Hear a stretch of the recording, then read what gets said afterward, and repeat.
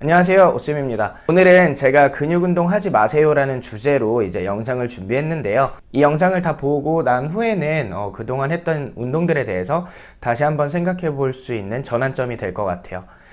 자, 일단은 우리가 뭐 다이어트가 목적이 됐든 아니면 건강이 목적이 됐든 뭐 우리가 근육 운동을 많이 검색을 해보셨을 텐데, 보통은 우리가 인터넷에 검색을 할 때 어떤 부위별 운동을 많이 검색을 하세요. 뭐 등 운동, 하체 운동, 가슴 운동. 그리고 그렇게 검색을 해봤을 때 굉장히 많은 운동들을 따라해 보셨겠죠.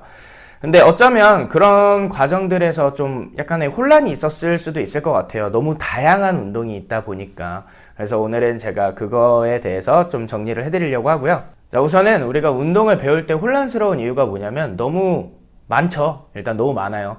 등 운동만 해도 뭐 검색하면 몇십 개가 나오고 몇백 개까지도 나오기도 하는데, 그러다 보니까 이게 진짜 나한테 맞는 등 운동은 뭔지, 어떤 등 운동이 좋은 운동인지를 찾기가 좀 힘든 것 같아요.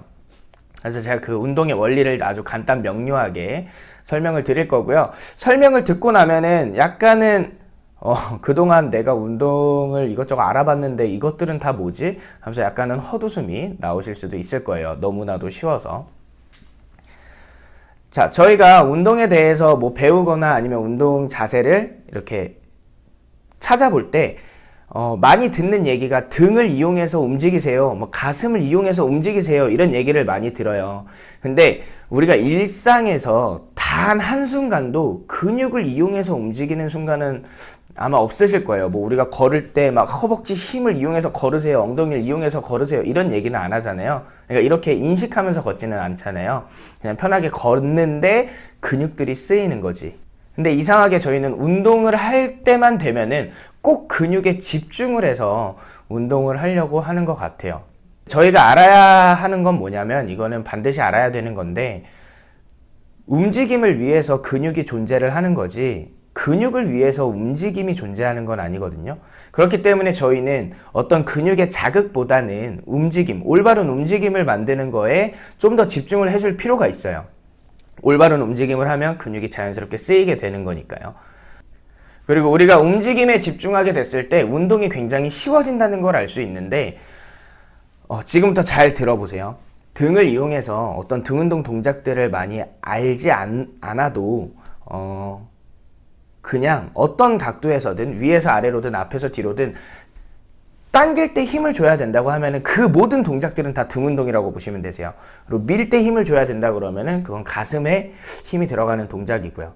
그러니까 한마디로 우리가 올바른 움직임을 만들어내고 그 움직임을 개념으로 운동을 생각한다고 하면은 그냥 내 손이 가는 방향이 내가 자극이 가야 되는 방향이라고 생각을 하시면 되세요. 그래서 당기거나 팔을 벌리면 등, 밀거나 팔을 모아주면 가슴.